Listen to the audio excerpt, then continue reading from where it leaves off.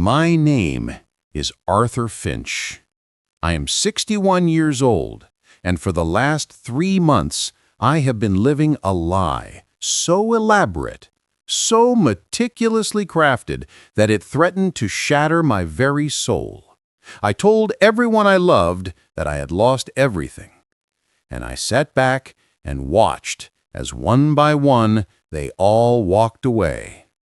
This is the story of how I discovered that the greatest fortune isn't measured in dollars, but in the people who stand by you when you have none.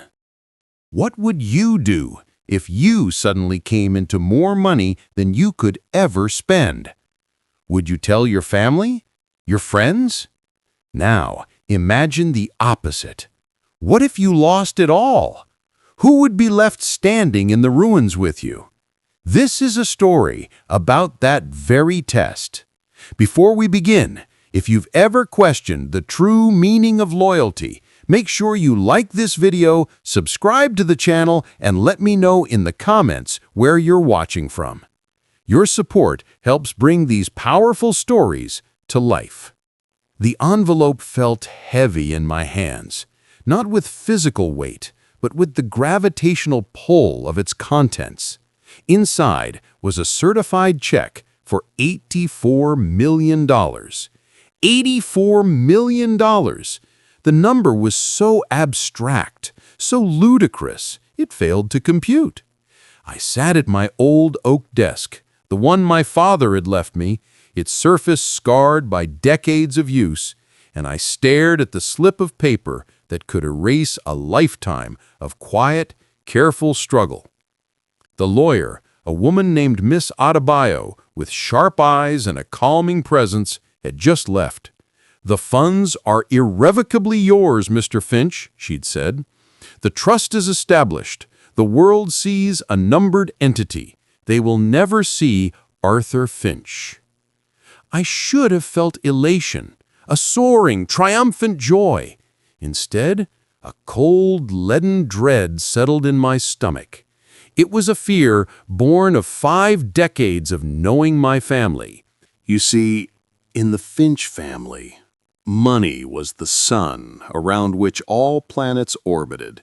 It was the currency of conversation, the measure of a man, the source of every slight and every celebration. We weren't wealthy, not by a long shot. We were middle-class strivers, each generation clawing its way a little further, but the appearance of stability, the performance of success was everything. My brother, Carl, was a master of the performance. He drove a German sedan that was perpetually 2 years old, leased of course, and talked about his portfolio with the gravitas of a Wall Street titan, though I suspected it consisted of a few shaky index funds.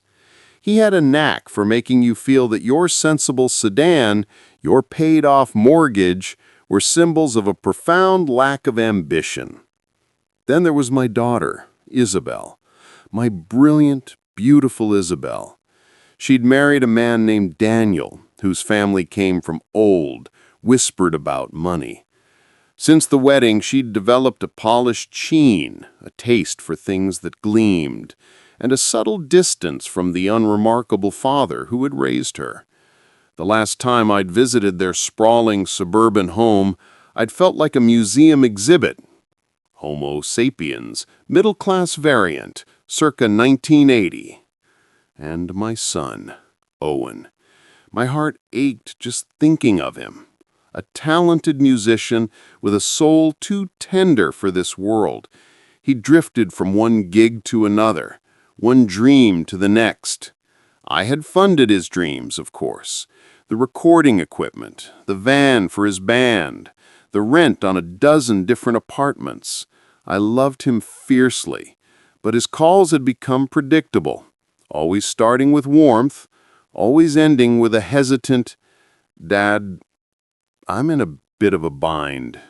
As I sat there, the silence of my modest, book-filled house pressed in on me. This was the home I'd shared with my wife, Clara, for 30 beautiful years. We'd raised our children here, loved each other here, and she had taken her last breath in the bedroom upstairs. The medical bills had been a mountain, but we'd climbed it together.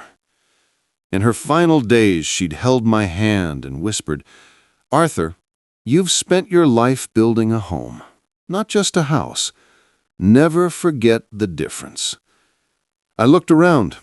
Every scuff on the floorboards, every faded patch on the wallpaper spoke of a life lived, a life of love, not luxury. And now I had $84 million. If I told them, I knew exactly what would happen. Carl would be at my door within the hour with a can't-miss business proposal that was really just a thinly veiled request for a capital injection. Isabel would suddenly develop a deep concern for my financial legacy planning, suggesting a financial advisor, undoubtedly Daniels, who could help me manage the burden.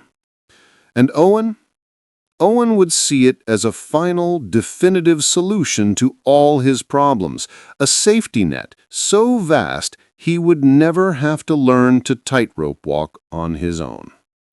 They wouldn't see me. They would see a resource, a reservoir to be tapped. The steady, reliable Arthur would vanish, replaced by the millionaire Arthur, a figure to be managed, manipulated, and mined. A memory, sharp and painful, pierced through my thoughts. It was from 2 years after Clara had passed. I'd been laid off from my long-time engineering job. It was a blow that left me reeling. The severance was decent, but at my age, finding a new position was a daunting prospect. Swallowing my pride, I'd reached out. I'd called Carl. "Buddy," he'd said, his voice full of false sympathy. "That's tough. Really tough. Listen, if I hear of anything, I'll let you know. But you've always been the prudent one, Art. I'm sure you've got a nest egg tucked away." He'd changed the subject to the golf tournament he was watching. I'd called Isabel. "Oh, Dad," she'd sighed, the sound of a child's piano lesson tinkling in the background. "Maybe it's a blessing. You can finally retire. Daniel says the job market for experienced people is very challenging." She hadn't offered a place to stay, or even a loan. Just platitudes. Owen had been on tour, somewhere in the Midwest. When I finally reached him, his voice was fuzzy with sleep. "Wow, that's heavy, Dad. I wish I could help, but the band's barely covering gas money. You'll be okay, though. You're the strongest person I know." In that moment, sitting alone in my darkening kitchen, I had never felt weaker. The one who did show up was my sister, Margot. Margot, a high school librarian who owned more cats than pairs of shoes, had driven across 3 states with a casserole in one hand and a check for $5,000 in the other, her entire emergency fund. "I wish it were more, Arthur, but it's yours. We'll get through this." I hadn't cashed the check. I'd framed it. It hung in my study, a silent monument to what family was supposed to mean. That memory, now juxtaposed with the $84 million check on my desk, ignited a cold, hard flame in my chest. It wasn't anger, not yet. It was a desperate, clawing need for the truth. Clara's voice echoed in my mind. "You've spent your life building a home." But what was a home if the people in it only valued the foundation when they needed to build upon it themselves? The idea came to me, not as a flash of inspiration, but as a slow, grim acceptance. A plan, cold and surgical, began to form in my mind. I wouldn't tell them about the money. I would do the opposite. I would tell them I had lost everything. I would fabricate a financial catastrophe so complete, so believable, that it would strip me of the one thing they valued, my stability. I would become a liability, a problem, a sinking ship. And I would watch, with a breaking heart and a recording device in my pocket, to see who jumped in to save me and who scrambled for the lifeboats. It was a cruel experiment. I knew that. To test the people you love is to play with fire. But I was tired of living in the shadows of their conditional affection. I needed to see them in the stark, unflattering light of truth. I opened the bottom drawer of my desk and pulled out a fresh, leather-bound journal, a gift from Clara, never used, waiting for a story important enough to fill its pages. On the first line, in firm, deliberate script, I wrote, "The Test." Beneath it, I listed the names: Carl, Isabel, Owen, Daniel, and at the bottom, separate, a name written with a softer hand: Margot. For each, I left a blank page, a canvas waiting for their character to be painted in their own words. I closed the journal. The house was silent. The only sound, the frantic beating of my own heart.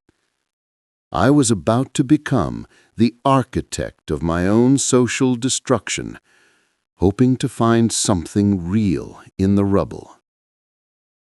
Tomorrow, the first calls would begin. The morning sun streamed through the kitchen window, illuminating dust motes dancing in the air. I felt like a man preparing for his own execution. My coffee, usually a comfort, tasted like ash. The journal lay on the table beside me, a silent accuser. Walter, my old friend and former colleague, was the only person I had told. He was a man carved from granite, a retired structural engineer who believed truth was the only foundation worth building on. We met at our usual diner, the vinyl booth squeaking as he slid in across from me. "I need you to be my witness, Walt," I said, my voice low. I laid it out for him. The lottery win, the silence, the test. He listened, his grizzled face impassive, his hands wrapped around a mug of black coffee. When I finished, he didn't speak for a full minute. "You're playing a dangerous game, Art," he said finally. "You're handing them a chisel and asking them to carve their own likeness. You might not like the statue they create." "I have to know," I insisted, the desperation leaking into my voice. "After Clara, after the layoff, I can't live with the doubt anymore." "Then do it," he said, his gaze steady. "But document everything. Write it down, record it. Not for them, for you.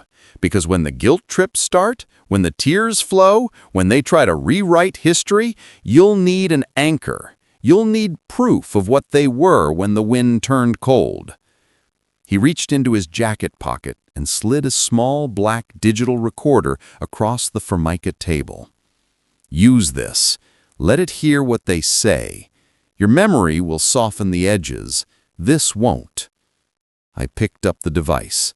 It was cool and heavy in my palm. My anchor, my truth. My first call was to Isabel. I chose her because some pathetic fatherly part of me hoped she would be the one to prove me wrong. She was my little girl. She had to have a piece of her mother in her, that innate, unwavering compassion. I pressed the record button. The red light glowed, a tiny, accusing eye. She answered on the third ring. "Dad, hi! This is a surprise. Everything okay?" Her voice was bright, efficient, the same tone she used to schedule pediatrician appointments. I took a breath, letting the practiced weariness seep into my voice. "Not exactly, sweetheart. I've run into some trouble." A pause. "What kind of trouble?" The brightness was gone, replaced with caution. I spun the tale I'd rehearsed. A former colleague, a sure thing investment, a complex financial product that had collapsed. I used technical terms I knew from my engineering days, painting a picture of sophisticated failure. It was a significant part of my savings, Isabel, the ones I'd been counting on for retirement. It's gone. The silence on the other end was profound. I could almost hear the calculations whirring behind her forehead. "Oh, Dad," she said, her voice softening into a practiced sympathetic cadence.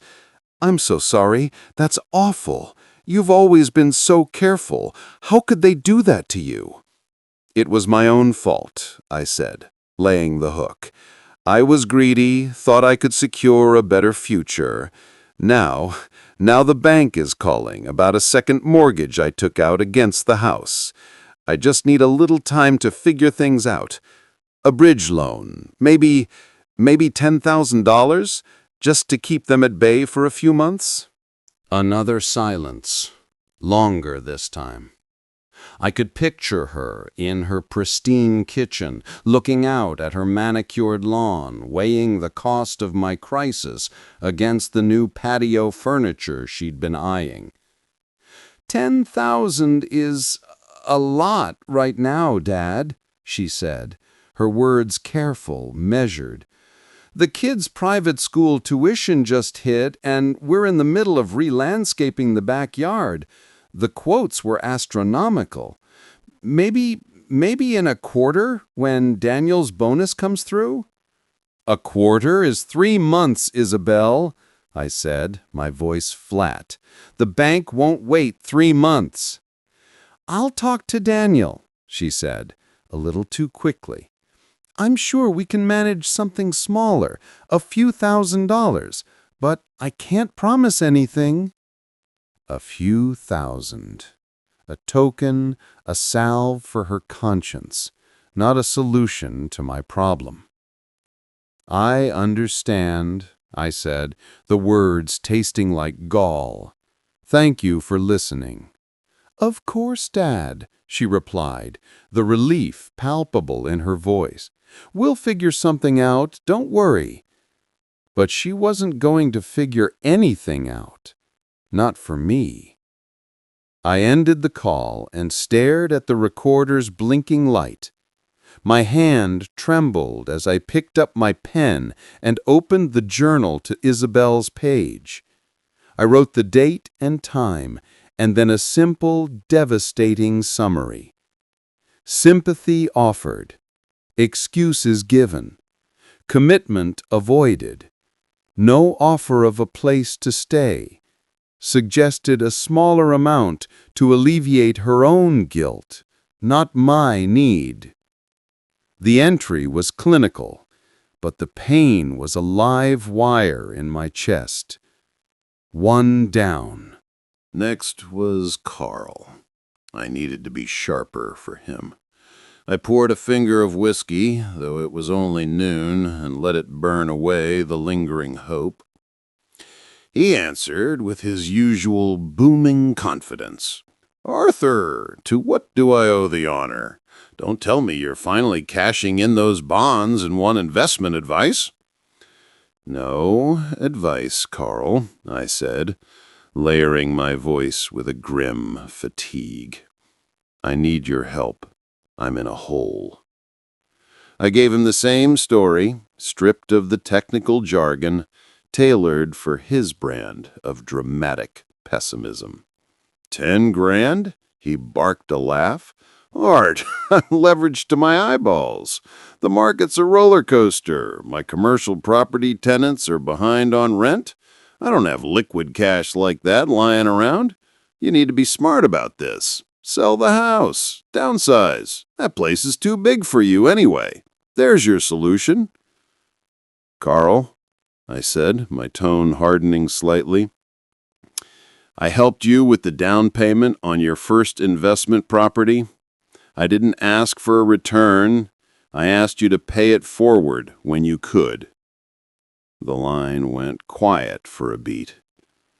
"That was different," he said. his voice losing its bluster. "That was an investment in family. This is a bailout. You made a bad bet, brother. You gotta take the loss like a man." Take the loss like a man. The irony was so thick I could taste it. He, who had never taken a loss without spreading the misery to everyone around him. "Right," I said softly. "Family helps family, I remember." He hurried off the phone, promising to ask around, a hollow sentiment I knew would lead to nowhere. In the journal, under Carl's name, I wrote, "No money. Immediate deflection. Suggested I sell my home. Called my situation a bad bet. No recollection of past help given." The bitterness was a pill stuck in my throat. 2 calls, 2 failures. The pattern was emerging, and it was exactly as I had feared, yet seeing it written in ink made it terrifyingly real. I saved the hardest for last that day. Owen. My son. The boy with his mother's eyes. I dialed his number with a heart so heavy I thought it might stop. He answered, his voice warm, fuzzy, with the sound of a city street in the background. "Dad, hey, was just thinking about you." The genuine warmth in his tone almost broke me. For a second, I wanted to blurt out the truth, to tell him it was all a lie, that his father wasn't a failure. But I held fast. "Owen," I began, and let my voice crack, just a little. "Son, I've got some bad news." I told him. I made it sound dire, desperate. I talked about the threat of foreclosure, about losing the house where he'd grown up, where his mother had lived and died. The silence on his end was different from the others. It wasn't calculating. It was stunned. "Whoa, Dad, that's heavy," he finally said. "Losing the house? Are you serious?" "I'm afraid so. I need a lifeline, Owen. Just $10,000.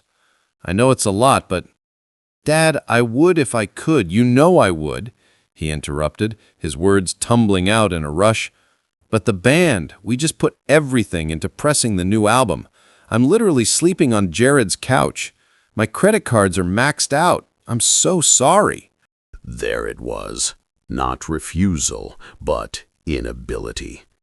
It was different, but the result was the same. The safety net he'd always relied on was gone. "It's okay, Owen," I said, and I meant it. In a strange way, it was okay. He was who he had always been, a dreamer, not a planner.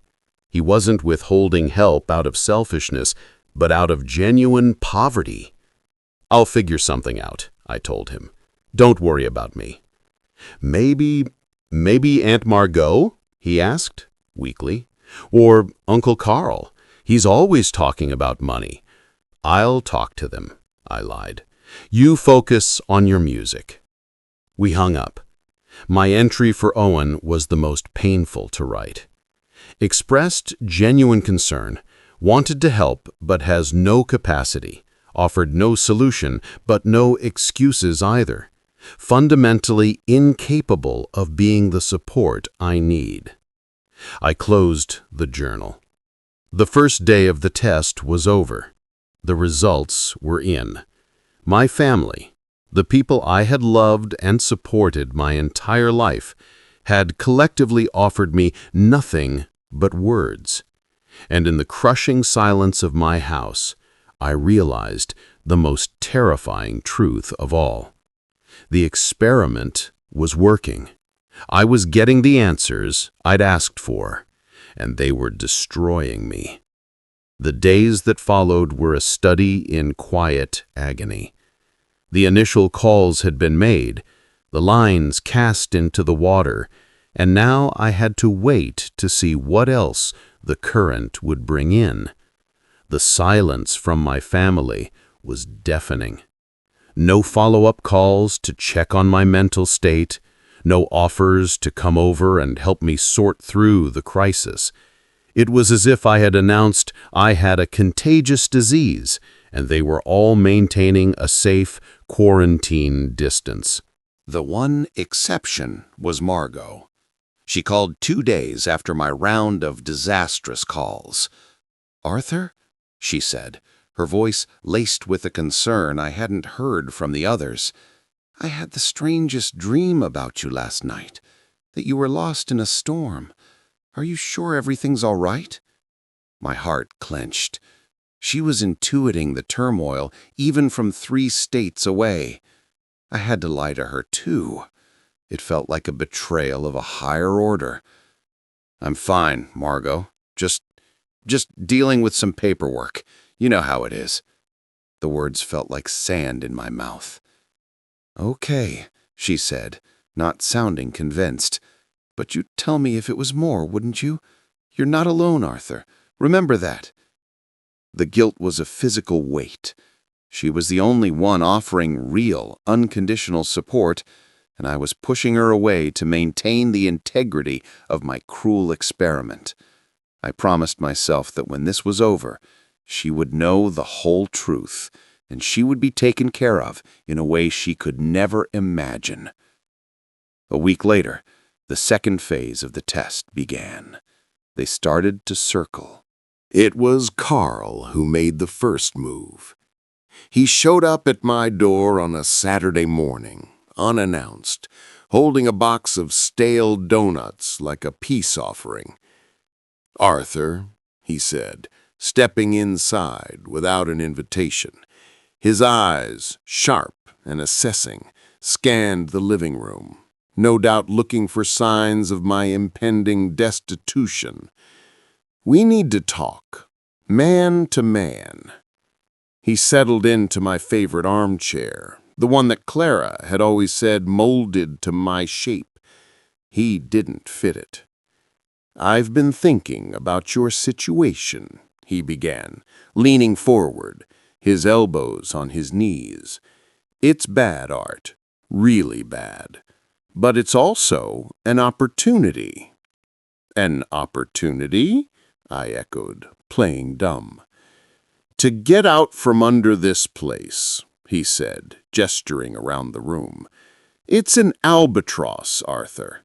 The roof, the plumbing, it's a money pit waiting to happen. Let the bank have it. Cut your losses." "And go where?" I asked, my voice quiet. "Right, that's the best part," he said, a predatory gleam in his eye. "I've got a proposition. I'll buy the house from you. Now, before the foreclosure ruins your credit forever. I'll give you, let's say, $75,000, cash. You can take that, rent a nice apartment, live stress-free." I stared at him, the audacity of the offer stealing my breath. The house was easily worth $350,000. He was offering to buy his own brother's home for pennies on the dollar in the midst of a fabricated crisis. He wasn't offering a lifeline. He was looking for a fire sale. $75,000, I repeated, making sure the recorder in my breast pocket caught the number. "It's more than the bank will give you after the auction," he said, his tone turning slightly defensive. "And it keeps it in the family. I might even let you visit." He chuckled, a hollow, ugly sound. I'll think about it, Carl," I said, looking down at my hands. "Don't think too long," he warned, standing up. "Opportunities like this don't last." After he left, I stood for a long time at the window, watching the world go by. My own brother, a vulture in a polo shirt. The journal entry was brief. Carl offered $75K for the house, called it an opportunity. Predatory. Isabel's approach was more subtle. She invited me over for dinner a few days later, a family meal. The moment I stepped into her perfect home, I felt the tension. Daniel was cordial but distant. The grandchildren were shushed and hurried off to watch television. This was a business meeting. Over a perfectly seared salmon, Isabel gently steered the conversation. "Dad, Daniel and I were talking," she began, her smile tight. When you have to leave the house, you mustn't think of it as an ending. It's a new chapter." Daniel nodded, wiping his mouth with a linen napkin. "Absolutely, Arthur. There are some excellent senior living communities now, Arthur. Not like the old folks' homes you're thinking of. They have activities, meal plans, on-site medical care. It's really quite luxurious." My blood ran cold. They were already planning my retirement home, my exile. "I'm not sure I'm ready for that, Daniel," I said. "It's about being practical," Isabel jumped in. "You wouldn't be a burden to anyone. You'd be independent but safe." The word burden hung in the air, toxic and undeniable. "Would I be able to stay here?" I asked, looking directly at my daughter. "Just for a little while, if I needed to." The silence that followed was more devastating than Carl's offer. Isabel looked at Daniel, a silent, frantic communication passing between them.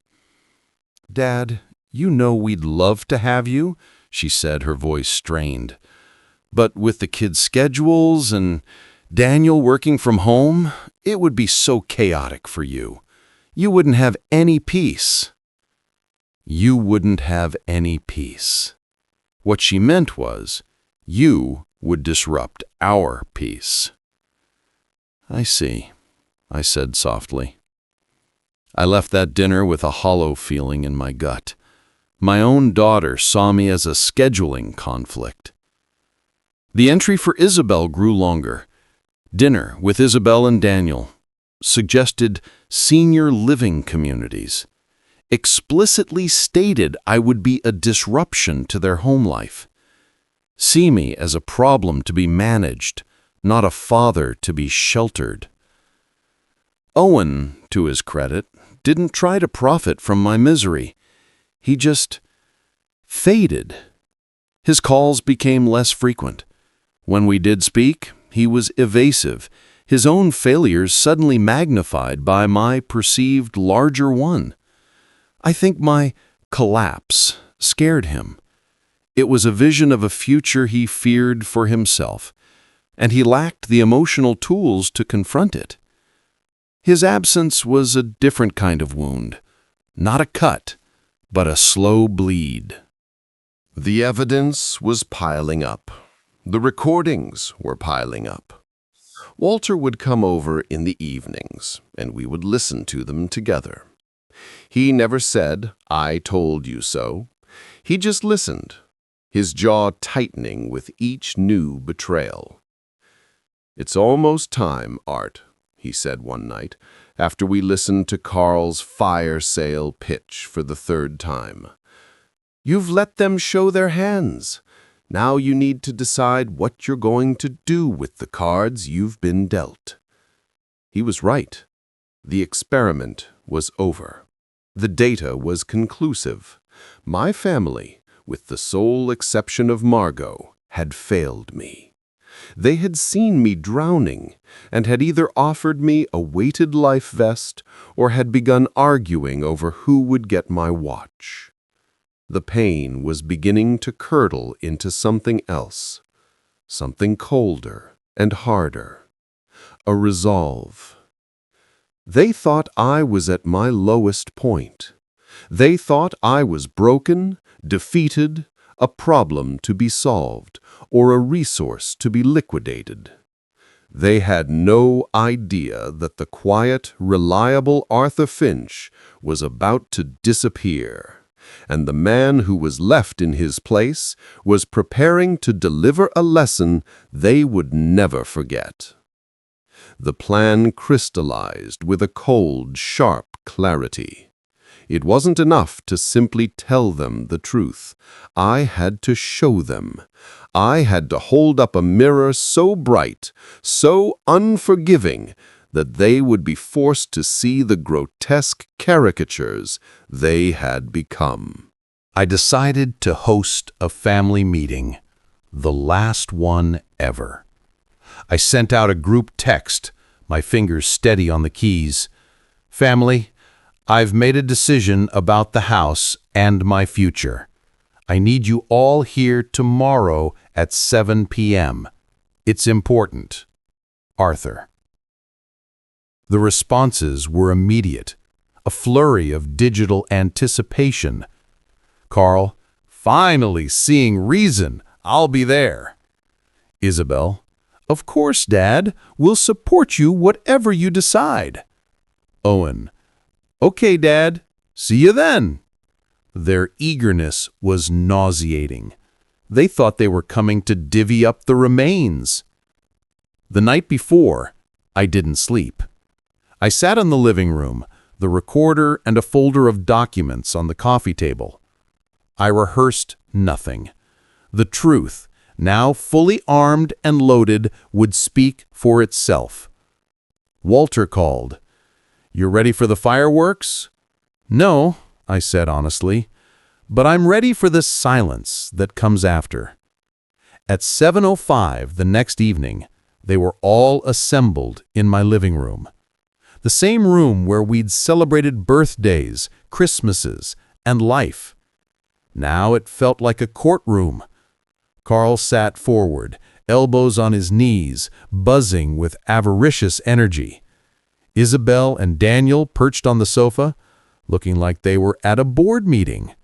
Owen slouched in an armchair, looking uncomfortable, avoiding my eyes. "Thank you for coming," I began, my voice calm, neutral. "I know you're all busy." "Just tell us what you've decided, Art," Carl said, unable to contain himself. "Did you come to your senses about my offer?" "I've come to my senses about a great many things, Carl." I met his gaze. I let the silence stretch, feeling the weight of their impatience. 3 months ago, my life changed. I received news that should have been a blessing. Instead, it became a curse, because it made me see everything with a terrible, painful clarity. Isabel leaned forward. "What news, Dad?" I picked up the slim folder from the table. "I won a lottery, Isabel. A very large one. $84 million. The room froze. It was as if someone had paused the universe. Carl's jaw went slack. Isabel's eyes widened, then darted to Daniel, a flash of calculation visible for a split second. Owen looked up, confusion and dawning horror on his face. "What?" Carl breathed, a grin slowly spreading across his face. 84? Arndt, that's incredible! Why didn't you say anything? We could have celebrated." "Celebrated?" I repeated softly. "Is that what we would have done?" "Of course," Isabel chimed in, recovering quickly, her voice dripping with sudden syrupy warmth. "Dad, this is a miracle. All your stress, the money troubles, it's all over. We have to plan. We can help you. Daniel, think of the opportunities for Dad's portfolio." And there it was, the mask, so quickly discarded, now so desperately trying to be reaffixed. "I didn't tell you," I continued, my voice cutting through her feigned excitement, "because I needed to know something first. I needed to know who you were. Not who you are when you think I have something you want, but who you are when you think I have nothing." I reached into my pocket and placed the digital recorder on the coffee table. I pressed play. Carl's voice, tinny but clear, filled the room. "You made a bad bet, brother. You've got to take the loss like a man." I stopped the tape. Carl's face was ashen. I fast-forwarded, then played another snippet. Isabel's voice, careful and cold. "Dad, you know we'd love to have you, but with the kids' schedules, it would be so chaotic for you. You wouldn't have any peace." Isabel gasped, her hand flying to her mouth. Daniel looked away, ashamed. I played one more, my own voice, weary, asking Owen for help, and his well-intentioned but ultimately empty response. "Dad, I would if I could. You know I would." Owen buried his face in his hands. The silence in the room was absolute, broken only by the soft whir of the recorder. "This," I said, gesturing to the device, "is the sound of my family. This is what you offered me when you thought I was drowning. Not a raft, not a helping hand. Advice to sink myself faster, a brochure for a retirement home. Silence." "Dad, you can't! This was a trick!" Carl spluttered, his face turning red. "You set us up!" "I presented you with a situation," I corrected him, my voice like ice, "and you showed me your character. Every word on that recorder is yours. You wrote this story, not me." "This is unforgivable, Arthur," Carl shouted, standing up, "to manipulate your own family like this." "What's unforgivable, Carl," I said, standing to meet his gaze, my own voice rising for the first time, "is that you were willing to buy your brother's home for a pittance while he was on his knees.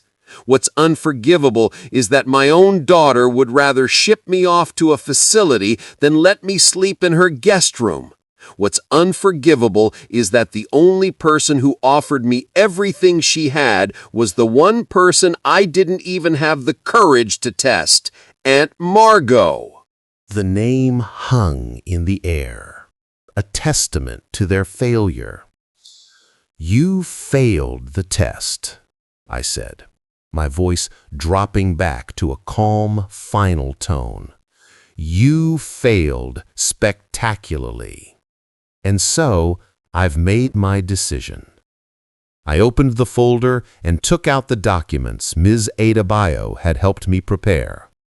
"This is the establishment of the Clara Finch Legacy Trust," I said, "named for the woman who would have been sickened by this entire spectacle. Every dollar of that money is in it. It will fund scholarships for aspiring engineers, donations to the local library where Margot works, and a community music program in the city." I looked at Owen as I said the last part. "It will do good. It will help people who don't see others as transactions." "You're cutting us out?" Isabel whispered, her voice trembling with real tears now. "Your own children?"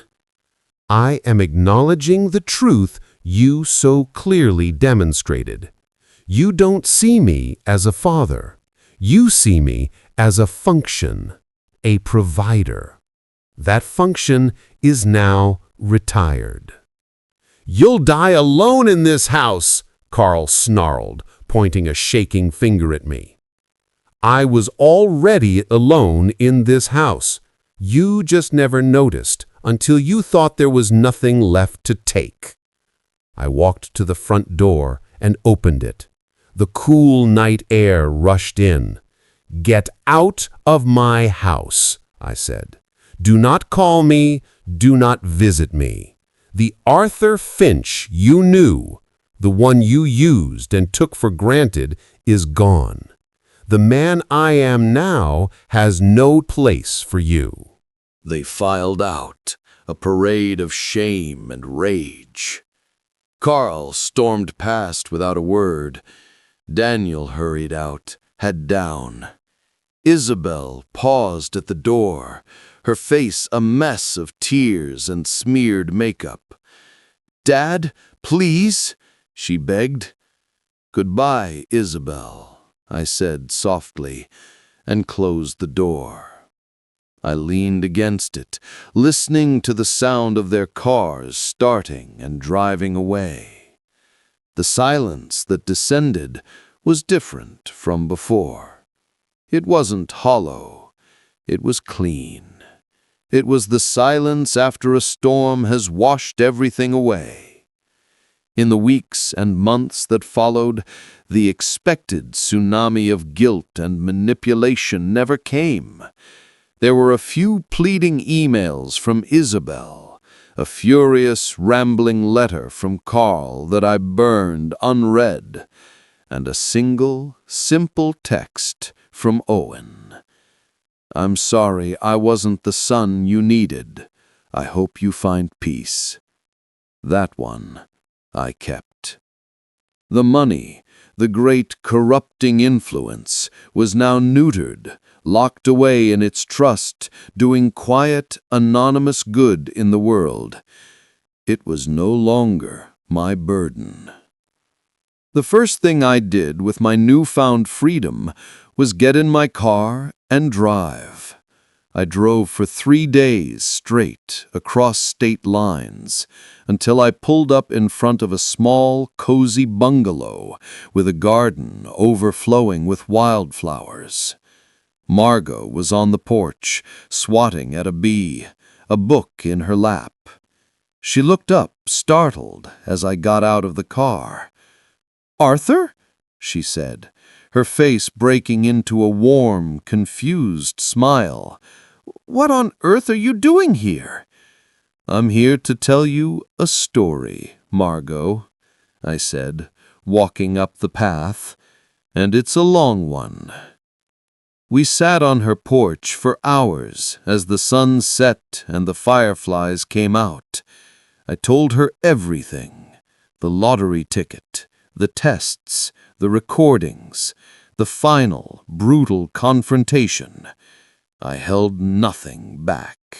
She listened, her face a canvas of shifting emotions: shock, sadness, anger, and finally, a deep, weary understanding. When I finished, she didn't speak for a long time. She just reached over and took my hand, her grip strong and reassuring. "Oh, Arthur," she sighed, "what a terrible weight you've been carrying. All of it." "I lied to you too," I said, my voice thick with emotion. "And for that, I am more sorry than I can say." "You were in pain," she said, dismissing my apology with a wave of her hand. "And they were fools. Blind, avaricious fools." She squeezed my hand. "So, the money, it's all gone into this trust?"